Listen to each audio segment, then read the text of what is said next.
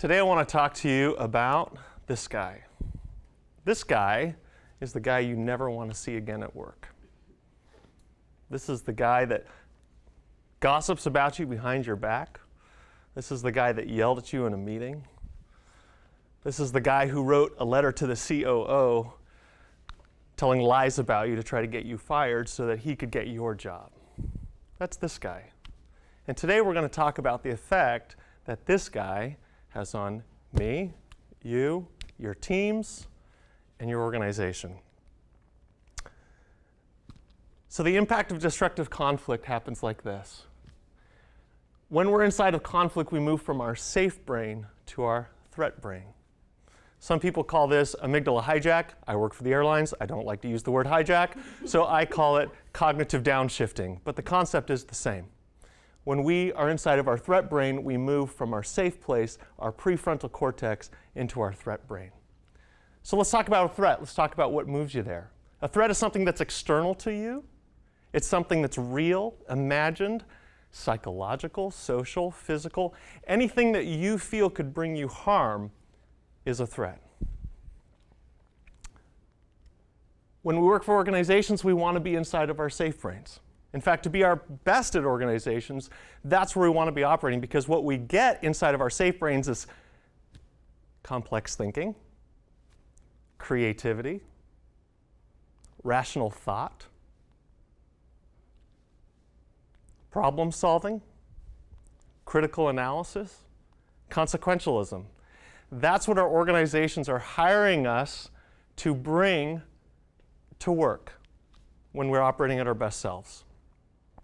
But when we're operating inside of our threat brains, there's really three things that come out. Our impulse and instinct relating in fight, flight, or freeze.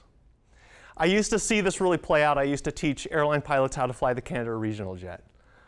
And there was one maneuver in particular that was called the V1 cut. It was when you lost an engine just before takeoff. And I would see this powerfully play out.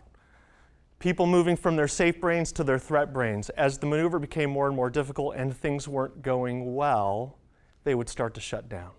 They would start to freeze, or they'd start to fight in some cases. Okay?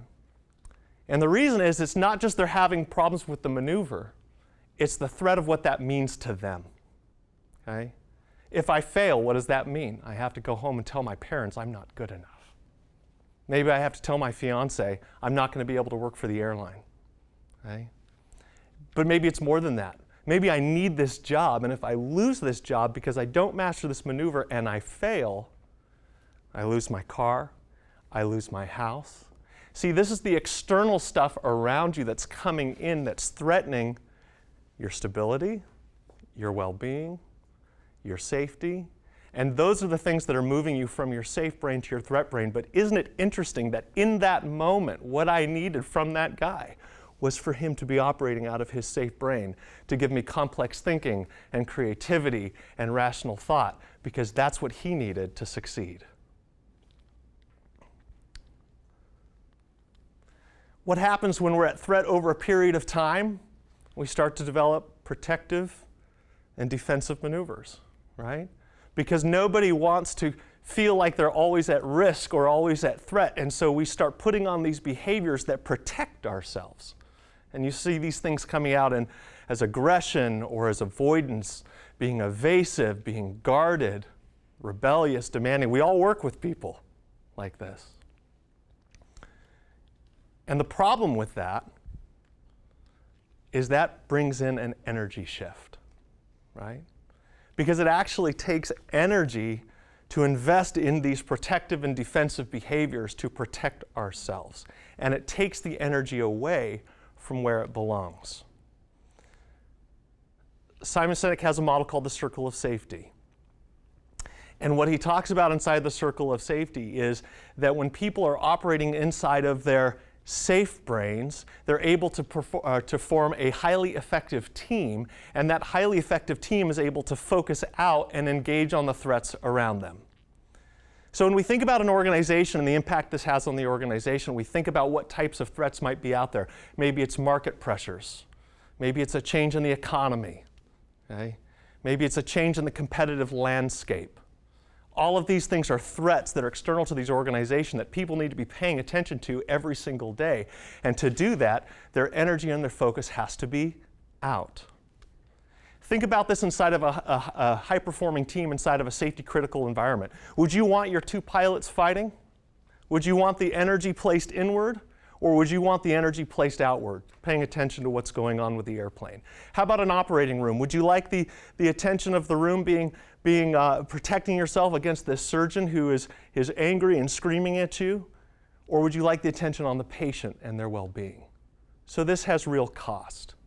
Because what happens is if we're operating in our threat brains, all of a sudden I take this energy that should be devoted externally and I move it internally to protect myself from my team member to my colleague. And what happens is these threats break through the barrier, and that circle of safety is removed, and now the organization and the team is at risk.